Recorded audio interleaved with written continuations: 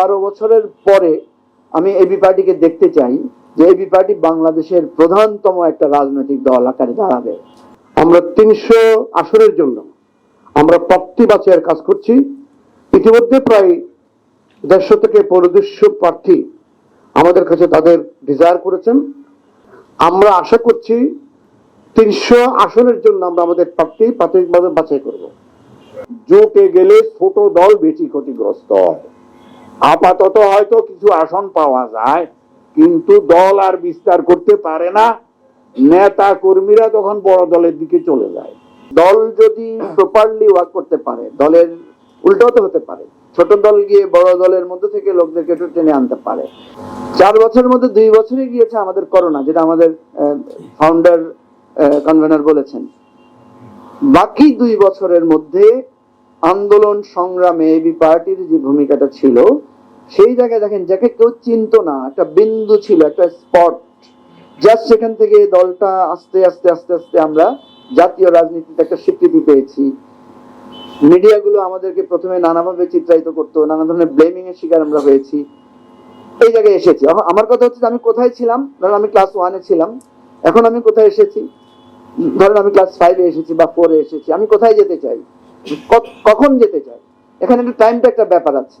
আমি যদি 2 বছর কোথায় যেতে চাই, আমি ধরি যে এই অন্তর্বর্তীকালীন সরকারের একটা সময় আছে, এরপর একটা ইলেকশনের পর একটা 5 বছরের সরকার আছে, এরপর যদি আবার একটা 5 বছরের সরকার আসে, আমি এইভাবে দেখি 2 বছর, 5 বছর এন্ড দেন 5 ইয়ার্স, তাহলে আমি এখানে 12 বছর দেখি।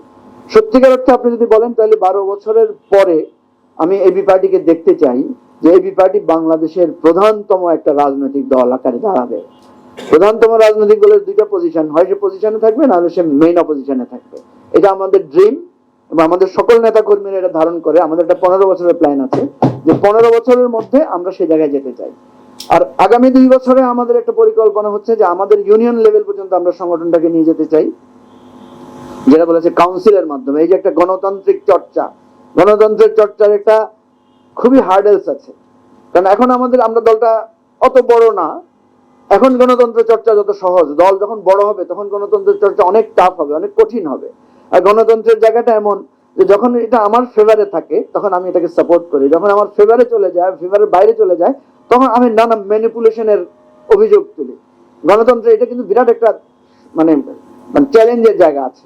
তো আমাদের দলটাকে গণতন্ত্রী করা, রুট লেভেলে ইউনিয়ন থেকে ওয়ার্ড পর্যায়ে নিয়ে যাওয়া, আর ইন্টারন্যাশনাল লেভেলে আমাদের দলটার পরিচিতি কানেক্টিভিটি তৈরি করা, আর ন্যাশনাল লেভেলে এবি পার্টি একটা গ্রোয়িং পার্টি। এবি পার্টিকে সবাই কি দেখছে যে এটা ক্রমান্বয়ে গ্রোয়িং হচ্ছে, এবং এই গ্রোয়িং এর কন্টিনিউশনটা যদি থাকে, আমি মনে করি যে আমাদের জন্য এই 2 বছর, দেন 5 ইয়ার্স এন্ড নেক্সট 5 ইয়ার্স, এইটাই আমাদের স্বপ্ন, এবং ইনশাআল্লাহ আমি মনে করি এটা অ্যাচিভ হবে। ধন্যবাদ। আমি ওনার যে সকল কথাগুলো বলেছে সেগুলোকে সাপোর্ট করি, কিন্তু আবার একটু ভিন্ন একটা ধারায় চিন্তাধারা আছে।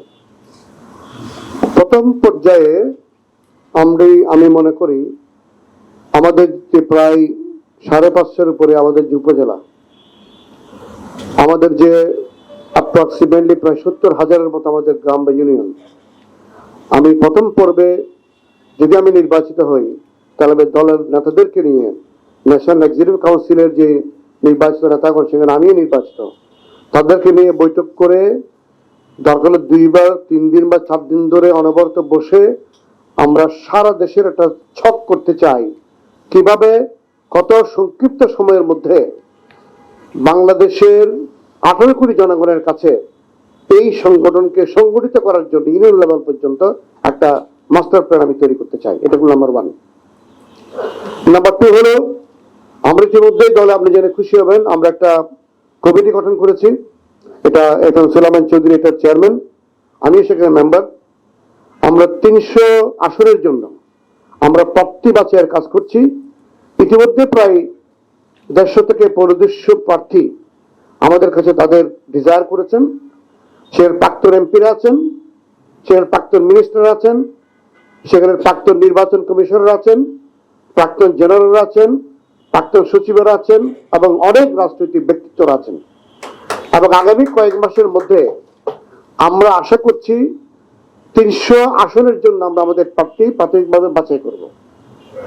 রাজনৈতিক মাঠের আবহাওয়ার উপর নির্ভর করে যদি বোঝা যায় যে আমাদের কোন রাজনৈতিক জোট গঠন করার দরকার, তাহলে আমরা আমাদের নেতা নেত্রীরা বসে আলোচনা করে যদি কারোর সাথে কোন জোটবদ্ধ নির্বাচন করার যদি পসিবিলিটি প্রয়োজন অনুভব আমরা করি, তাহলে সেটাও আমরা হয়তো করতে পারি। We have kept hour door open. আমরা কয়েকটি বিষয় মাথায় রেখেছি। প্রথমেই হলো আমাদের দলীয় রাজনীতি, যেটি আমরা প্রতিষ্ঠিত করতে পেরেছি। সাম্য, মানবিক মর্যাদা, সামাজিক সুবিচার আমাদের স্বাধীনতার ঘোষণাপত্রের মূল প্রতিপাদ্য বিষয়।